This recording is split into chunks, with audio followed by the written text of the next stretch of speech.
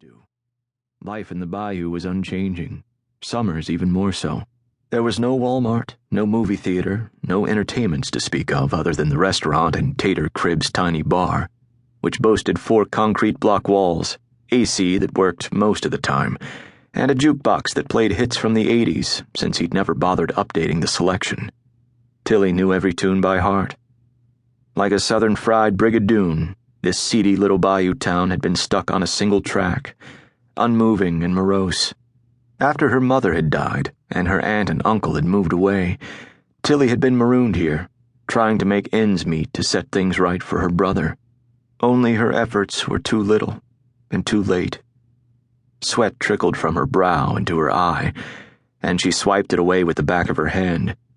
She'd dawdled outside long enough. A string of chores awaited her inside. The sound of an automobile approaching drew her attention, and she watched a dark limo slide down Main Street, dark windows hiding the passenger. The engine, a low, contained rumble. Unease shivered through her, tightening her belly. The day everyone in town had sworn would never come had arrived. As the vehicle drew near, she couldn't help but pull down the edges of her Daisy Dukes. Somehow the thought of flashing her ass cheeks to the man who rode by in that impossibly luxurious black Bentley seemed a little too stereotypically trashy.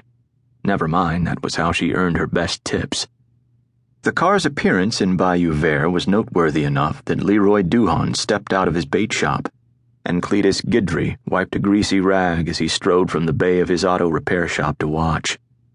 He was likely drooling. Fat chance he'd even get to change the oil on the sleek beauty. Up and down the short block, townsfolk gathered on the sidewalk. A presidential candidate on a baby-kissing campaign tour couldn't have gotten more attention. The only person who didn't come outside was Tilly's boss, May Bailio. May stood inside the restaurant, watching through the screen doors. Her dark hands folded over her middle, and her gaze followed the car like it was a hearse, leading the way to the graveyard. Boone Benoit's return might have felt like that to her. Tante May had known the young Boone, remembered the scandal all too well. She'd been working for Tilly's aunt at the time.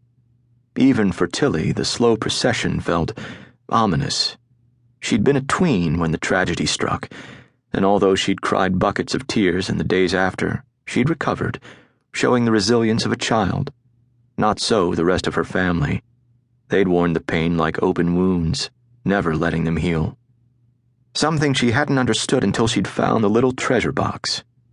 She turned her back and walked into the restaurant, striding up beside May as the car slid out of sight.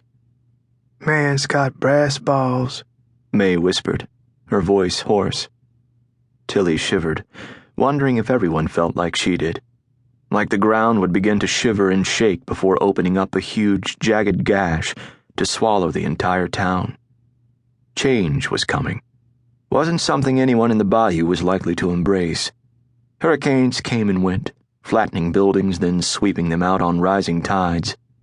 The town took nature's violence all in stride. But this was different, darker. A reminder of the scar left on their collective souls. "Thought for sure he was only prettying up his house to sell it," Tilly said softly, placing a hand on May's tense shoulder. "Saw it in the cups. He be here to stir up trouble." Although Tilly didn't believe in the portents the older woman read in her tea leaves, she couldn't shake the thought Boone Benoit was back for justice. Not something she could voice aloud, because most folks thought he'd escaped a rightful lynching. May shook off her hand and crossed stiff-legged to the corkboard, where yet another list of jobs opening at the plantation had been tacked just that morning. As often as Boone Benoit's foreman put up the notice, May tore it down and wadded it in her fist. The crisp page crackled as her brown fingers balled it tight. Not that Tilly had needed more than a quick glance when the large, muscled foreman sauntered inside day after day to post yet another notice. The position that made her uneasy was still there, still open. She didn't dare apply. Not just because everyone she knew would be appalled. The secret she'd kept bottled inside was too near the surface of her emotions to risk being anywhere near Boone Benoit. And yet, how could she not? The money from her cashed-in 401k was gone.